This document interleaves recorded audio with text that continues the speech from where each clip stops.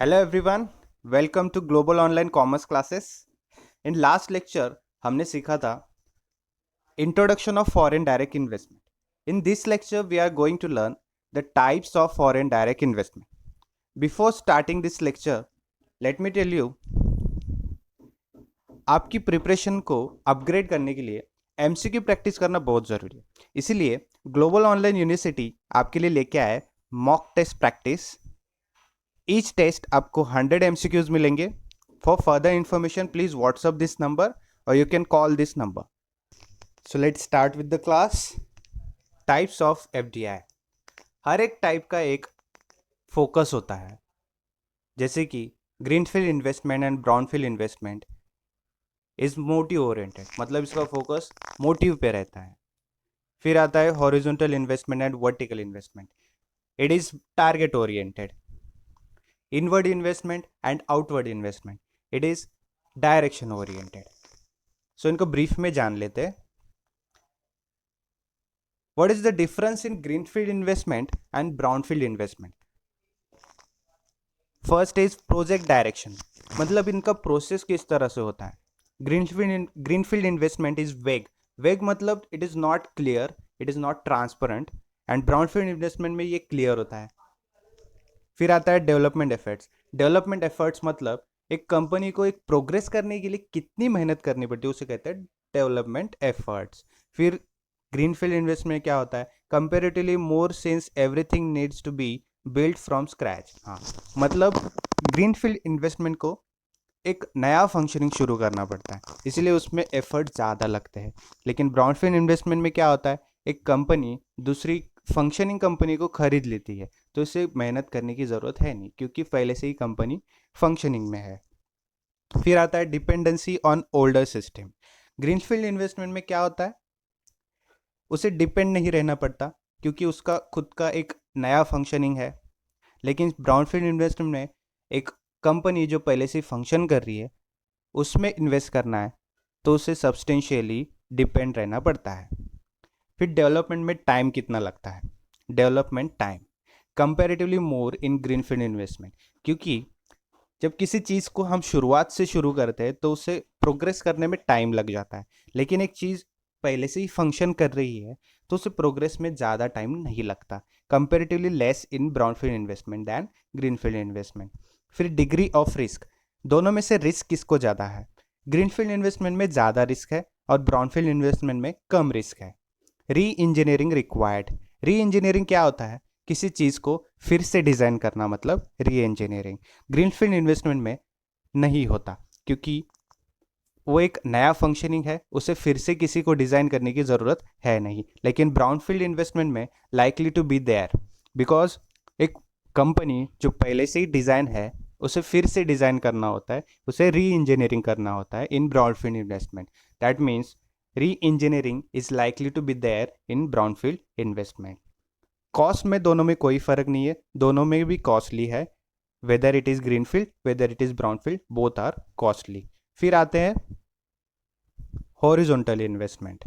Horizontal investment हमने last lecture में भी पढ़ा था कि the investment in which the company invest in foreign firm that produces similar goods, मतलब एक ही तरह की प्रोडक्शन में जो जब कंपनी इन्वेस्ट करती है उसे कहते हैं हॉरिजॉन्टल इन्वेस्टमेंट। एग्जांपल के तौर पर ले लेते हैं, जब एप्पल कंपनी जो फ़ोन बनाती है वो इन्वेस्ट कर रही है सैमसंग कंपनी जो फ़ोन ही बनाती है उसमें, उसे कहते हैं हॉरिजॉन्टल इन्वेस्टमेंट। फिर आता है वर्टिकल इन्वेस्टमेंट।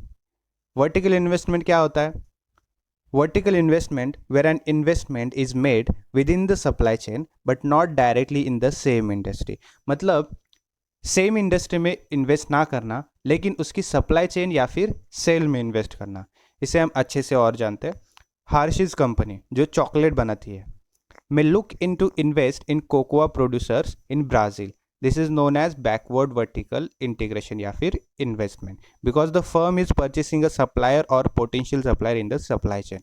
मतलब एक हार्शीज कंपनी जो चॉकलेट बनाती है, तो चॉकलेट बनाने के लिए क्या लगता है, कोकोआ की ज़रूरत होती है, लेकिन वो कोकोआ कौन बनाता है, ब्राज़ील। तो हार्शीज कंपनी कोकोआ जो ब्राज़ील बनाती है उसे खरीद लेगी, उसके सप्लाई चेन को खरीद लेगी, उसे कहते हैं वर्टिकल इन्वेस्टमेंट। फिर आता है forward vertical integration. This is where a firm invest in a foreign company that is further along in supply chain. For example, Hershey's may look to purchase a share in Alibaba where it sells its products, right? हमने पढ़ा था कि vertical investment क्या होता है, जो company invest करती है इन सप्लाई चेन या फिर सेल में। तो अलीबाबा वो है जो सेल करता है।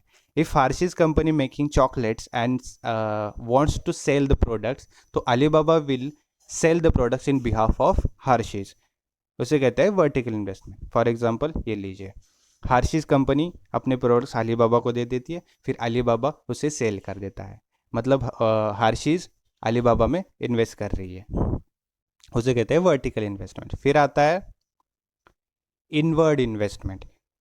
इनवर्ड इन्वेस्टमेंट क्या होता है? Inward FDI is FDI bye foreign firm establishing a facility with in the domestic country.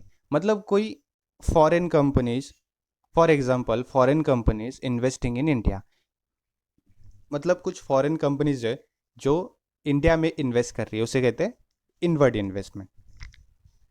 For example ये देखिए, कुछ कंपनी जो इंडिया में इन्वेस्ट कर रही है उसे कहते हैं इनवर्ड इन्वेस्टमेंट। फिर आता है आउटवर्ड इन्वेस्टमेंट, इसका उल्टा, जब इंडिया किसी और देश में या फिर किसी और देश की कंपनी में इन्वेस्ट कर रहा है तो उसे कहते हैं आउटवर्ड इन्वेस्टमेंट। सो ये हो गए types of FDI.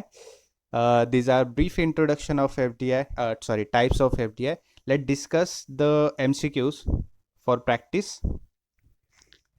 First is foreign investment can be made through which of the following route? मतलब foreign investment किस किस तरह से हो सकता है? A या फिर 1 foreign direct investment, 2 foreign portfolio investment, third is private equity investment, fourth is foreign venture capital investment. Choose the correct answer. A 1, 3 and 4, B 1, 2, 3 and 4, C 1, 2 and 4, D 1 and 4. Which is the right answer? So foreign direct investment किस किस तरह से होता है? FDI की तरह, FDI through FDI होता है, FPI फॉरेन पोर्टफोलियो इन्वेस्टमेंट उससे भी होता है, प्राइवेट इक्विटी इन्वेस्टमेंट उससे भी होता है, फॉरेन वेंचर कैपिटल इन्वेस्टमेंट उससे ही होता है। So answer is B 1, 2, 3 and 4, that is all of the above. Next question, which of the following is or are components of the foreign capital? मतलब इनमें से किस किस तरह से फॉरेन कैपिटल जमा किया जा सकता है या फिर क्रिएट कर सकते हैं? 1 external commercial borrowings, 2 FDI that is foreign direct investment, third deposits from non-residents, fourth grants and loans. Choose the correct answer. इनमें से कौन सा है या फिर इनमें से कितने हैं जो कि फॉरेन कैपिटल के कंपोनेंट्स हैं? एक्सटर्नल कमर्शियल बोरोइंग्स मतलब बाहर देश से या फिर बाहर बैंक से कुछ बोरो करना, मनी बोरो करना। एफडीआई वो होता है फॉरेन डायरेक्ट इन्वेस्टमेंट, जो फॉरेन में इन्वेस्ट करना। डिपॉजिट्स फ्रॉम नॉन रेसिडेंट्स मतलब जो नॉन रेसिडेंट्स है उनका डिपॉजिट्स रखना।